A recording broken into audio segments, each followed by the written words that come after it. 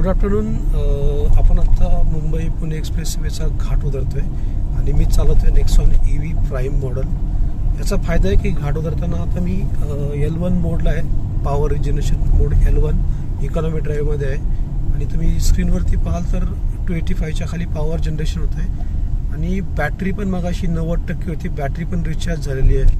म्हणजे हे जर पाहिलं तर खरं आहे की रिजनरेशन मोडला पॉवर बॅटरी रिजनरेट करते आणि बॅटरी चार्ज पण होते.